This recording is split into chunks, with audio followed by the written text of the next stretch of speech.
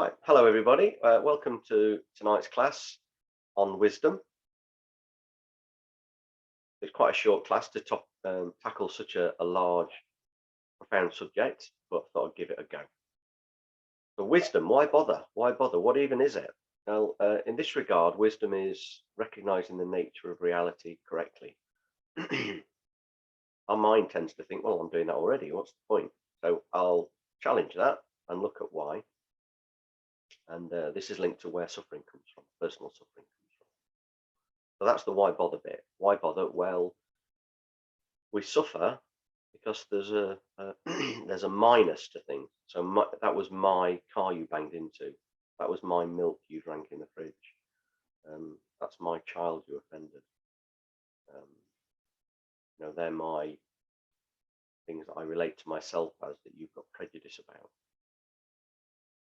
Or, excuse me, including they're my fears for the future. So we fear about the future and have concerns about the future. And it's because it's mine. We're not worrying about our next door neighbour's future or somebody 6 doors down. We're not worrying about their future. We're worrying about our future. So it's the my part of it that causes the problem.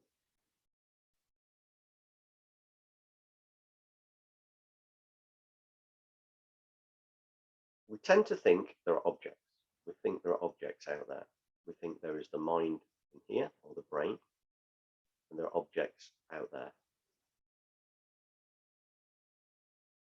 And we move around in the world with this perception, very strongly this perception, and philosophically, it's referred to as materialism or realism, and out there, and then in here.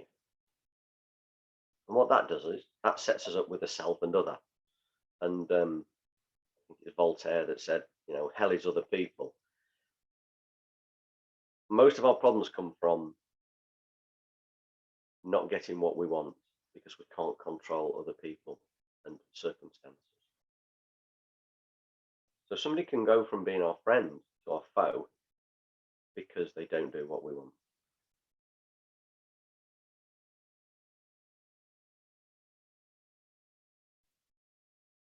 We relate to objects in 3 ways, either with attachment, I want more of that, aversion, I want less of that, and indifference, I couldn't care about that.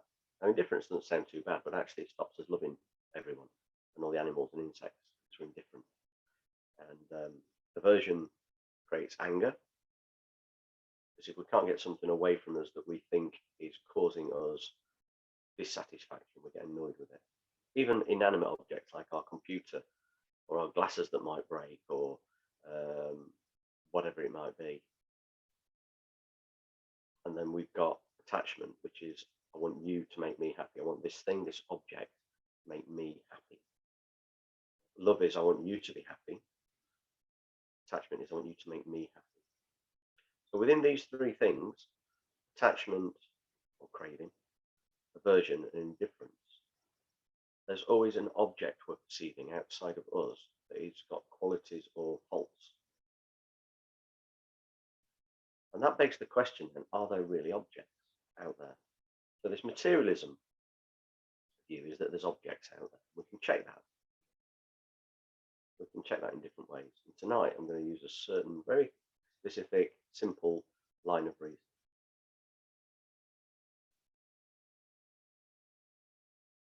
Now, it would be quite radical to assess what we're in and come to the conclusion that there are no objects. Quite amazing, wouldn't it? Quite amazing, because our perception is that there are objects out there that are not existing due to our own mind, including self, which is really important because I've just explained why self is the perception of self is the root of our personal suffering. No person, no personal suffering. No, you've banged into my car, you've hurt my boundary, you've criticised my child.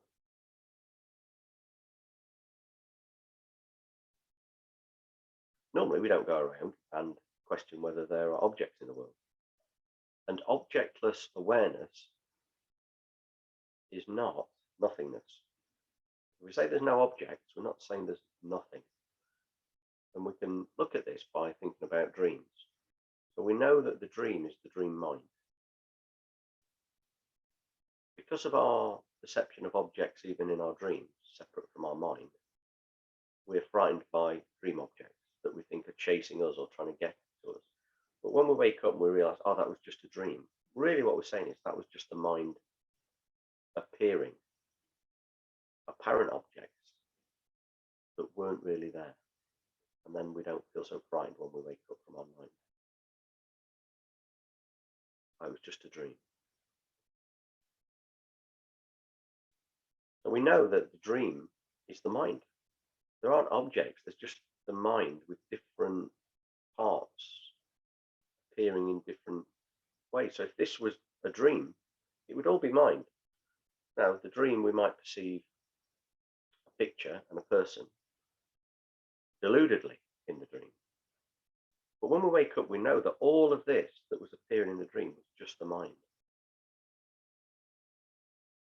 No objects, just the mind appearing, general appearance within itself.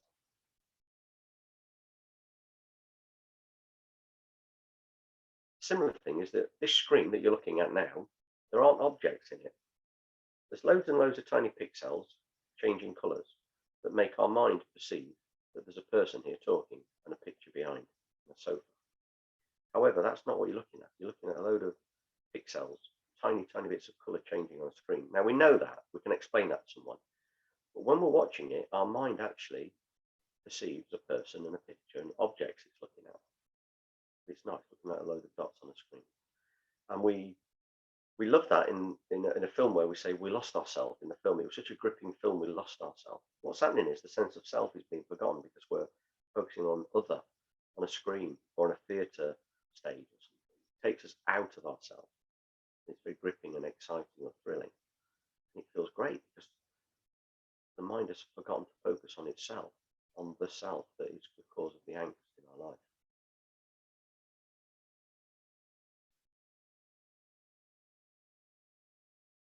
If something is an object, it can't change.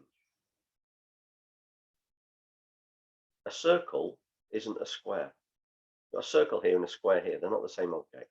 Circle, square, not the same object. Totally separate objects, different objects. Circle and square. A triangle isn't a square or a circle. We know that. Different objects. You won't say that a circle is still a circle if it becomes a square. It's a different object. It's a square. You know, it's a circle pretending to be a square. And a square, you change it into a triangle. You don't think, oh, it's a square pretending to be a triangle. Just a triangle, a square, and a circle. Different objects.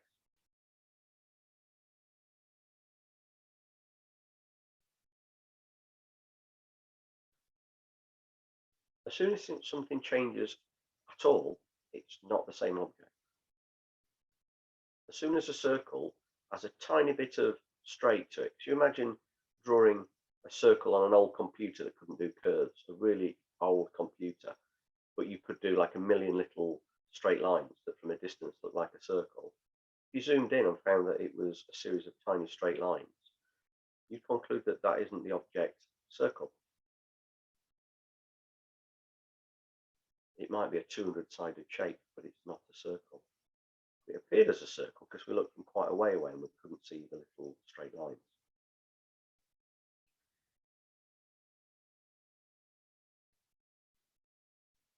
So if we look for anything and it changes, it can't be an object because then it's become a different object. An object cannot change. A circle cannot become a square. It's a different object and it's a square. It can't become a 100-sided shape. So what we can do is look at other objects on the basis of is there change? If everything was objects, then there could be no change in anything. The whole world would be, our whole experience would be just static. A load of things that don't change that are objects, they don't change. As soon as everything starts to move around, it can't be objects. Its objects can't change. A circle can't become a square, can't become a triangle, can't become a thousand-sided object.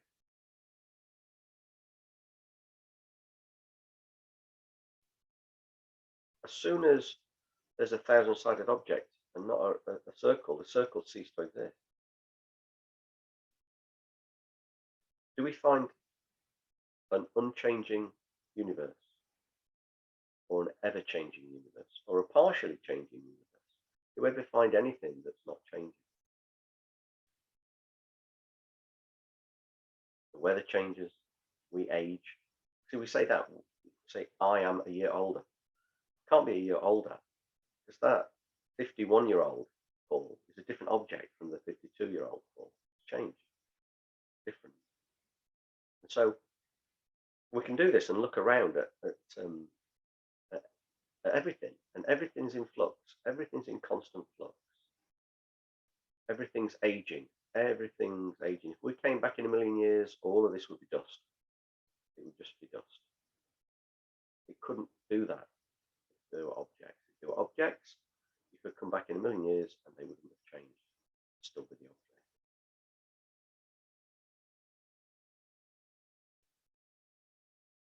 And so this is objectless awareness, just like a dream is mind. This is like mind. And one of those things that doesn't exist is the object me. There aren't a million me's like Russian dolls.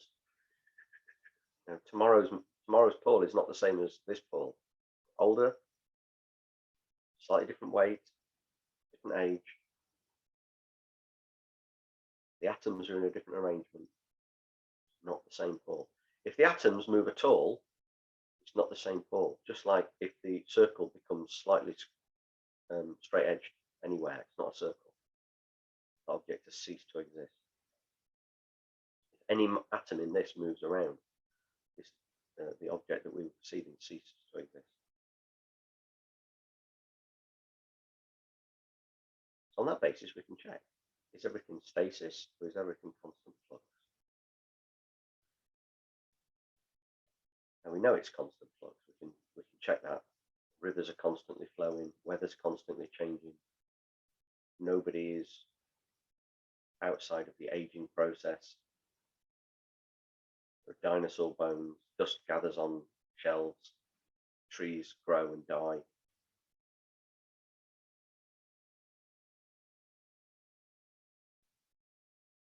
The universe apparently is expanding. Nothing's staying the same.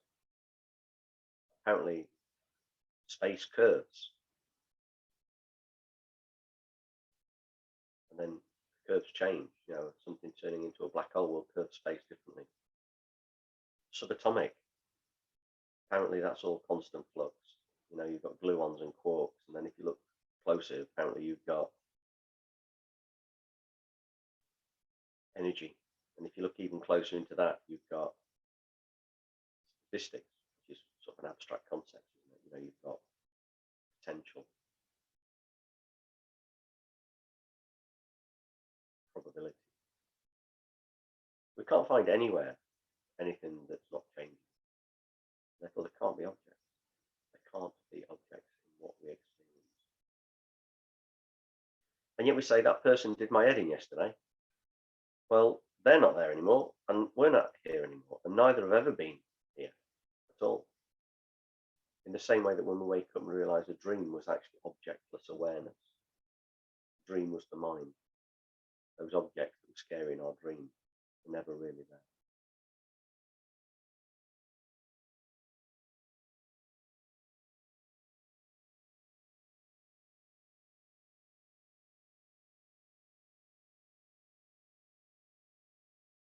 And one of the objects that we're perceiving objects all the time. They don't exist. This is delusion. This is what Buddhism talks about in terms of ignorance. And the absence of ignorance is what they call enlightenment, as in waking up, becoming awakened. Awakened to what? The true nature of reality. Awakening from what? Mistaken awareness that there are objects. As soon as there's perception of objects, it's chaos. There's a me here, there's an other there, and there's aversion, attachment, indifference, and it sets up the whole experience of unpleasantness and craving and all these sorts of things, the drama, the stories in the mind. The stories in the mind are fear-based, predominantly fear-based. You check this. We're worrying about whether we're going to get our work done that day. We're worrying if we've got enough things, supplies in tomorrow. We're worrying about whether we've got a decent enough pension when we're old. We're worrying about whether we're going to meet a deadline. We're worrying about whether it's going to be poor weather tomorrow to arrange the walk. We're worrying about whether what people think of us. We're worrying about our family, if they might offend us. Our thoughts primarily worry-based, fear-based. And it's all based around objects. And looking closely, none of these objects can be found because there's flux, there's constant change.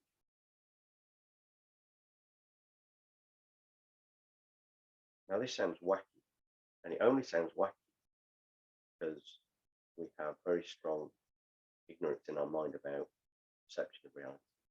In a similar way, it sounds wacky if I say so-and-so is really nice, and you say, no, they're not, they're horrible, they were really horrible to me. And I said, no, genuinely, they're really nice.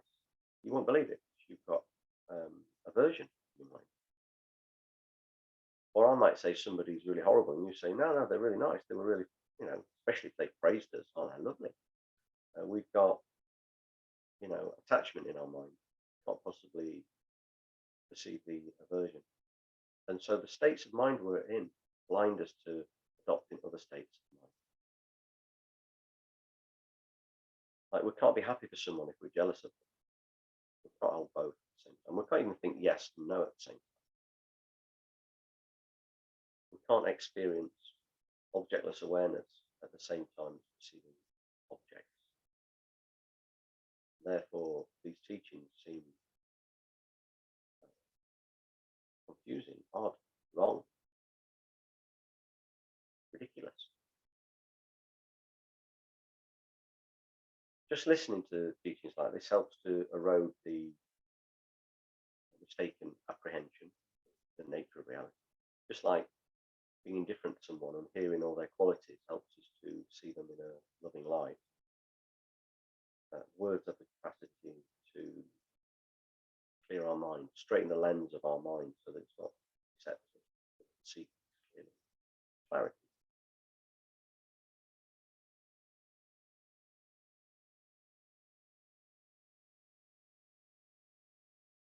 How do we meditate on this?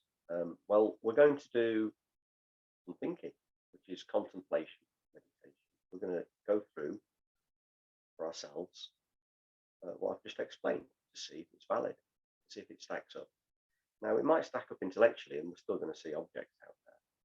But what we start to do, if we meditate on this a few times, for quite a while, contemplate it while we're brewing a cup of tea or whatever it might be, being in the park, then it starts to chip away at the misconception. And actually, we know what anger feels like. It's a tension, isn't it? Anger is a tension.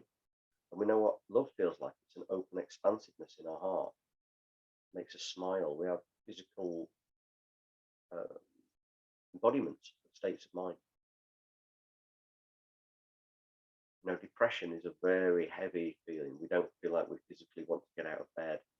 Things seem pointless. There's a physicality to states of mind. And wisdom, which correctly apprehends reality, the fear, the tension in the mind goes, which we hold here. And we point at someone and go, you or you. I don't point at elbow and go, you. The seat of our perception of other and self is here and here. Go you, sorry, go you, and sometimes go you. That seat of perception of self and other is here and here, because that's where we perceive self. We perceive that I'm here thinking about things. We perceive I'm here feeling about things. We don't think I'm here or I'm here. We think I'm here and here. So this is where the delusion, as far as I can see, operates. So if we have sexual craving, we'll feel it deeper down, in our between our legs and fluttering in our stomach maybe. If we have ignorance about the nature of reality, we'll feel it here and here. So, in dependence upon ignorance that there are objects, we might think an object is just embarrassed us and we feel shame. And we feel shame here. We go red or we go indignant. We feel offended here really quite strongly. We do it, we go, oh, that's really hurt me. We hold here as if it's us. And that's because this part of our mind that's deluded is in these places. It's in these places of the middle. If it was operating here, we might go you. We don't. We do it here because the mistaken awareness functions in this part of the body. That's where it manifests.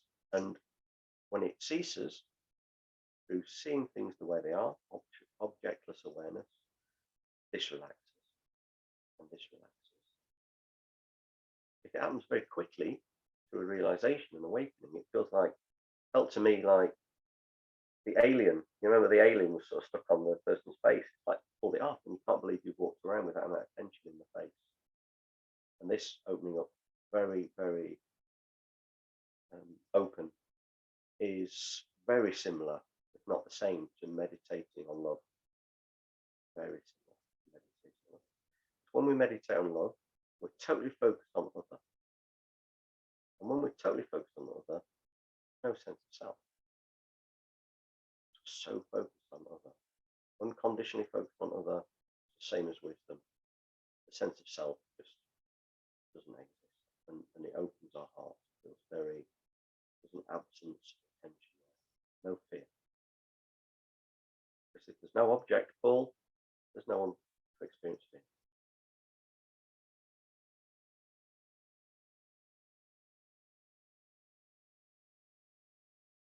This practice can come alongside all sorts of other practices that we wish to do, but it underpins all of it. It underpins all of it. It's just correctly seeing the way things are, so that it's not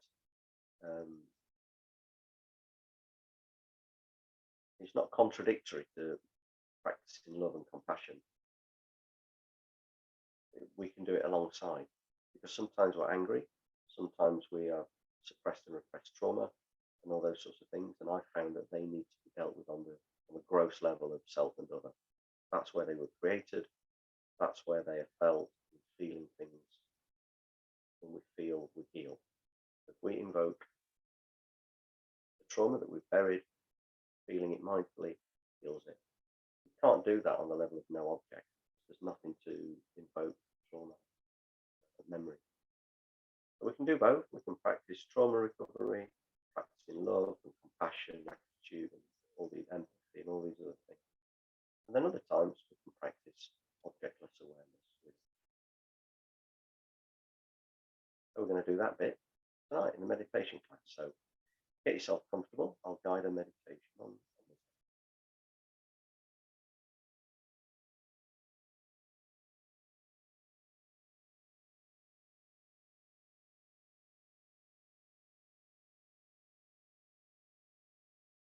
We'll start with doing a little bit of body relaxation, breathing meditation. The purposes of tonight's class, it's very important to get a sense of self, because this is the object we're going to check for and negate, not finding what it is. So just gently become aware of your sense of self. It doesn't feel like you're at the other side of the room, does it? It feels like you're here. What in your experience makes you conclude that you're here rather than somewhere else?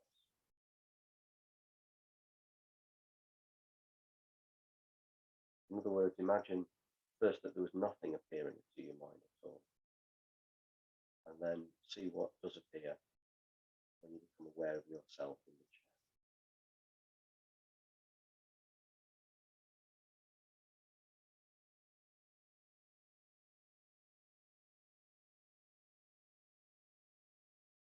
And create a mental image of yourself now.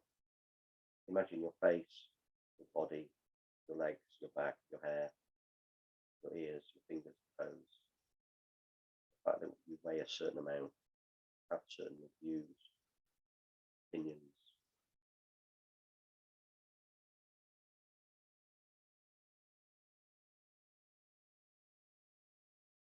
Certain body shape, weight, height, hair colour. There's a person here, isn't there? This is what it feels like. It feels like there's an object here. You.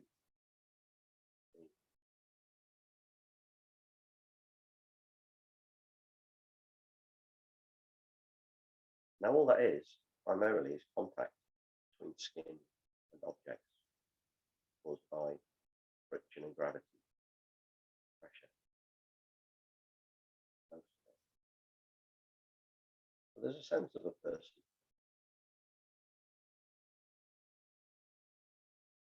And there's a sense of a mind, the object mind. However, all we ever find is change in the mind with feelings and thoughts. So we're going to now observe thoughts. Gently, the part of the mind, observe thoughts coming and going. Don't worry if you get caught. Just come back to observing thoughts and feelings.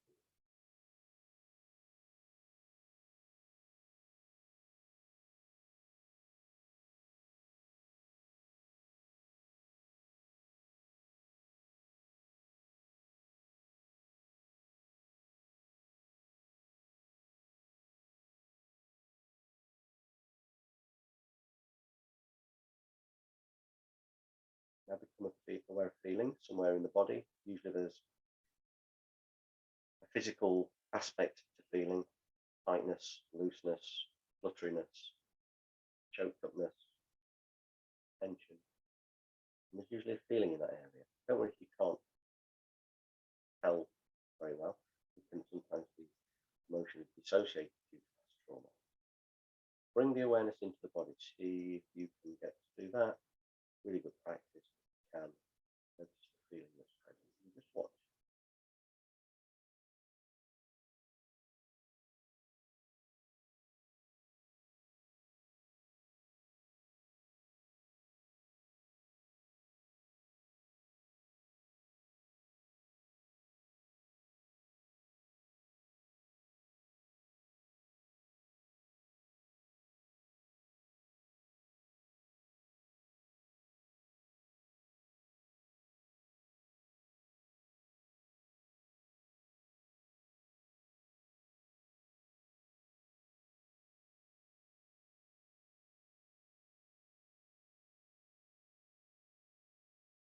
And we've met with body and sense of self and thoughts and feelings. Now we're going to relax the body further. Bring awareness to your jaw muscles. Allow your jaw muscles to relax.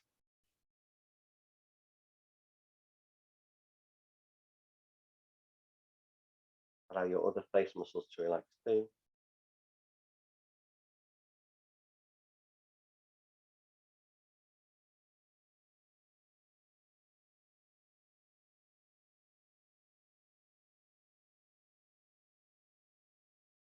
Become aware of your shoulders. Let your shoulders relax and your arms relax under their own weight.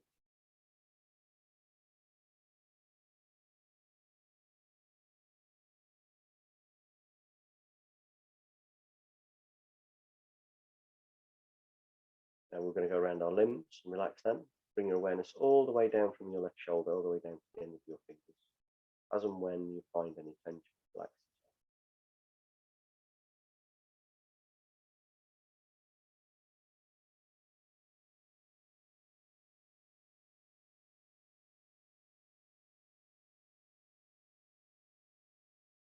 And now, same from the right side.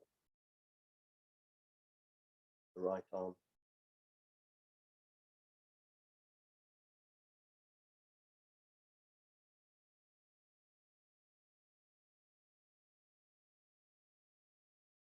And now the same from the left hip.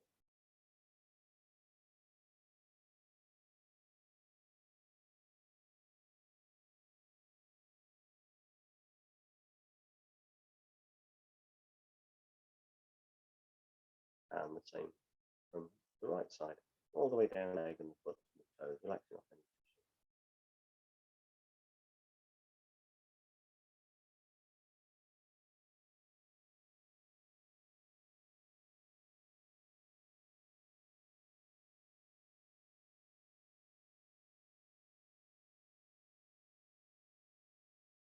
tension. Now we picture inside of us black smoke swirling around inside of our body, and bound up in it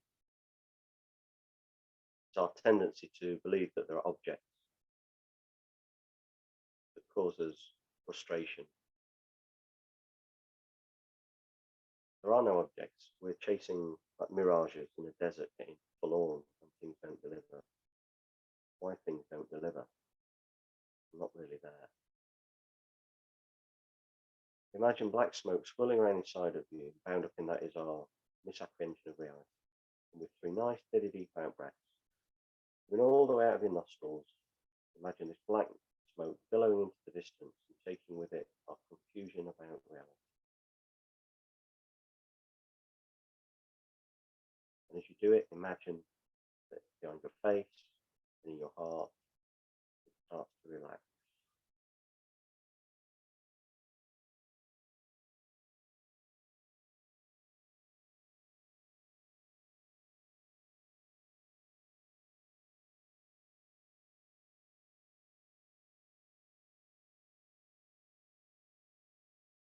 Now, as we breathe in, I'd like you to imagine beautiful sparkling light coming into your nostrils.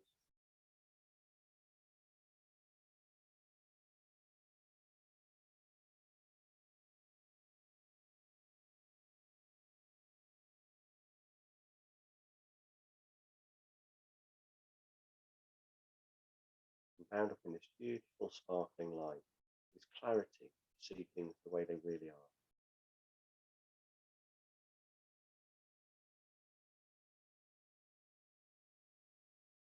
That's the power to stop our fear.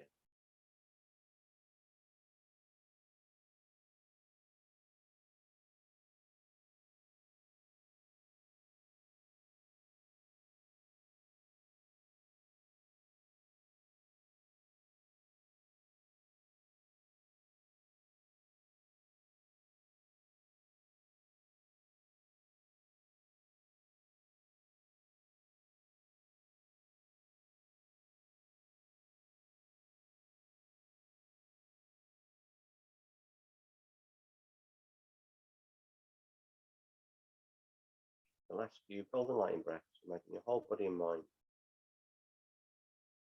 are very clear and open-minded, checking things.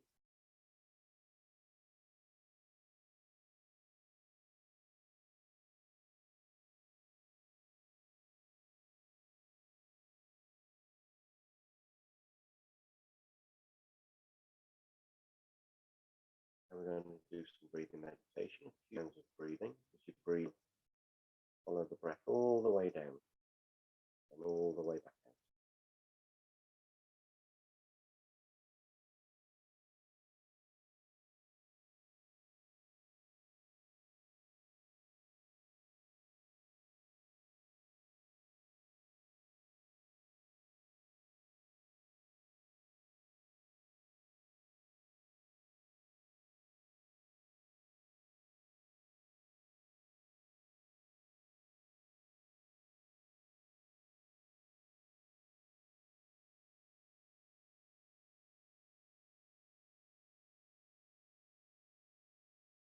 Now we're going to contemplate. Meditate with contemplation, which means thinking things through. And if the mind wanders away, we come back to the thing we were thinking about. So there's mindfulness functioning, there's concentration on the topic, and there's contemplation, which investigates an object or an idea. So we're going to contemplate whether an object can change and still be the same object, or whether it becomes a different object. So we can think of a circle. Your circle. Is it the same object? It starts to have some straight sides. Is it a circle with some straight sides? Is such a thing possible? Or is it become a different object? Give yourself plenty of time to contemplate. Find what a circle is in your own mind. What's a circle?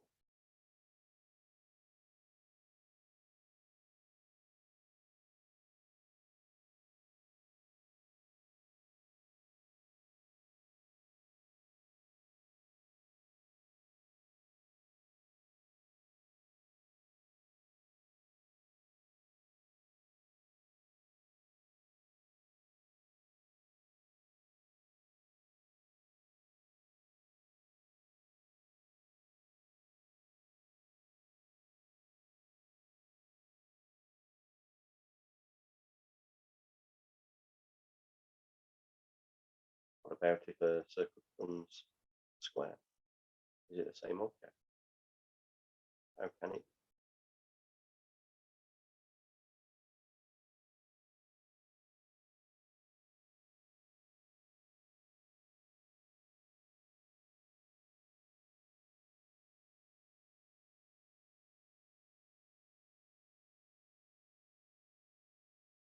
And what about our body? Is our body the same body on this basis? Is it the same body tomorrow as it was today? It puts a little bit of weight on or loses a little bit, or the atoms move around, or some of the skin sheds in the night.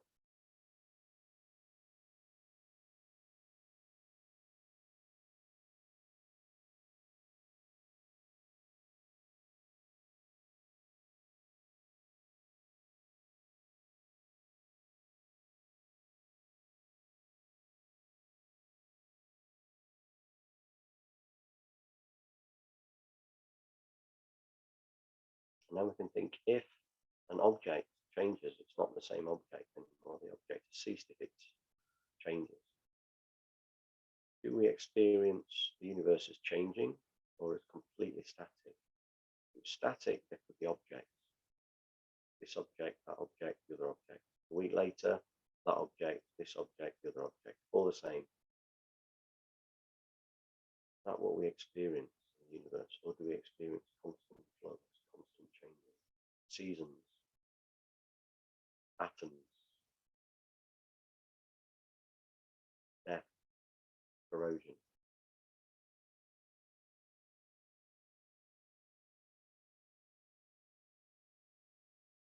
Birth?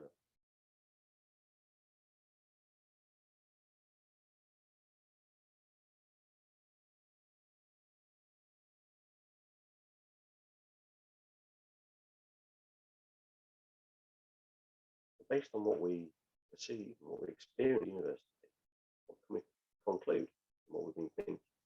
Can there be objects, or is it objectless awareness, just like a dream, where there's appearances changing but no objects, just mind? So the external world that we experience, is it really there?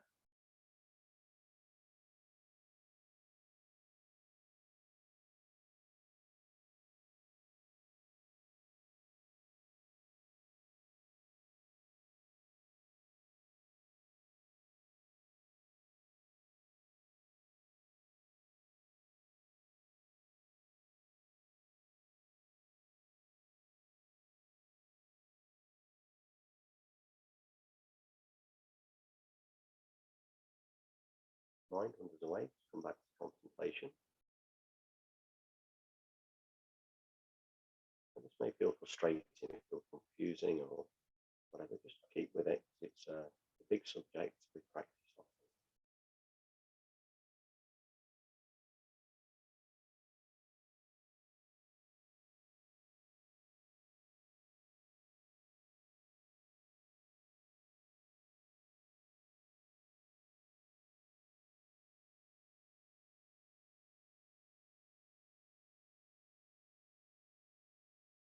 Now what I'd like you to do is imagine there are no objects in the universe. There's just nothing more than appearance, mere, nothing more than mere appearance. Just like in a dream where there's just mind appearing in different ways. Imagine the whole universe in the waking world is, as we experience it, constantly changing, and thus has no objects in it, just appearing. And hold this view for the next couple of minutes. Include the sense of a self in it. No self, no object self, no object other, no trees, no clouds in the sky, just objectless awareness, appearance.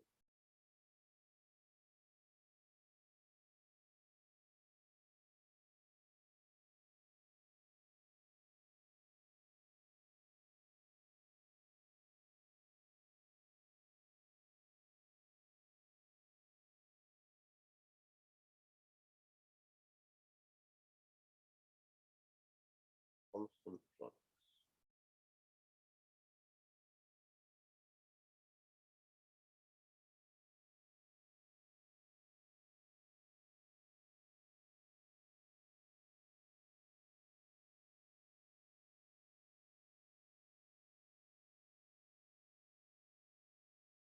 imagine there's no mind, there's no body, there's no you, no others, no trees, no cars, no beaches.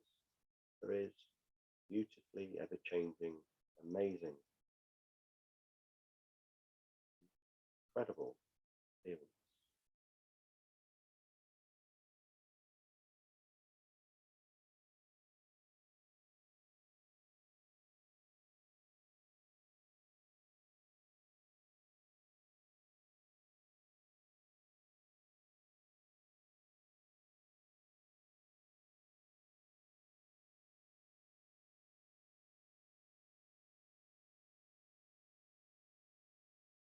Lose this view, come back and hold it again. Imagine that there are no objects, just appearance changing. Beautiful, staggeringly amazing appearance.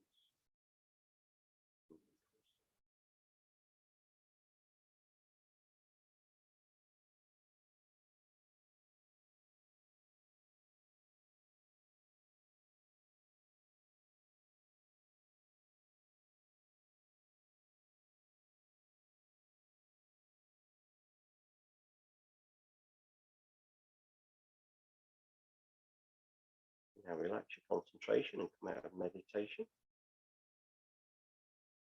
and remain with the view that everything is just merely appearance, like a dream. No objects, but there's appearance. In the dream, there's no really any objects. Thank you for joining in tonight's class. If you'd like to sign up for reminders of future classes, you can do so at the front page of my website, paulfollows.com. If you want to look at some of my other meditations, guided meditations, then you can visit Paul Follows Meditations on YouTube. Thank you.